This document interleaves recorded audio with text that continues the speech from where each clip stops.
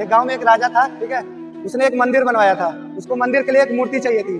तो मूर्ति बनवाने के लिए वो मूर्तिकार के पास जाता है और उसको बोलता है कि आप मेरे को एक मूर्ति बना के दीजिए। तो मूर्तिकार बोलता है ठीक है, हम लोग बना के दे देंगे।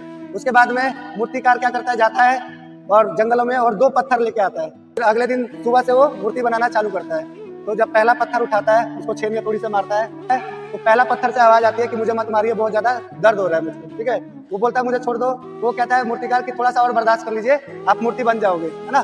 तो वो दोबारा छेनी हथौड़ी मारता है, वो मूर्ति दोबारा पत्थर दोबारा बोलती है कि मुझे मत मारिए, मेरे को बहुत दिक्कत हो रहा है, मुझे छोड़ दीजिए, मुझे नहीं बनना है मूर्ति। तो मूर्तिकार गुस्से में उसको बोलता है ठीक है तू जा, कोई बात नहीं, है ना।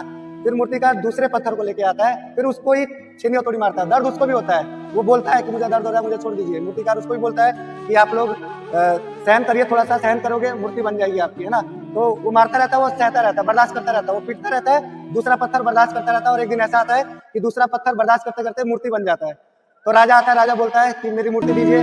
तो जो मूर्ति बनी होती है वो उसको दे देता है। उसके बाद ये बोलता है कि एक पत्थर और है मेरे पास, वो भी पत्थर लेके जाइए, वो मेरे किसी काम का नहीं है। तो राजा बोलता है कि वो पत्थर मेरे भी किसी काम का आएगा, क्या करूंगा। वो कह रहा है कि ऐसे पड़ा हुआ लेके चले जाइए। तो वो क्या करता है, मूर्ति और वो जो पत्थर होता है वो दोनों ही लेके चले जाते हैं। मंदिर की जब स्थापना होती है मूर्ति की, तो मूर्ति को अंदर रखा जाता है और जो पत्थर जो लेके गया था, जो बना नहीं था मूर्ति, उसको मंदिर के बाहर रख देता है, ठीक है।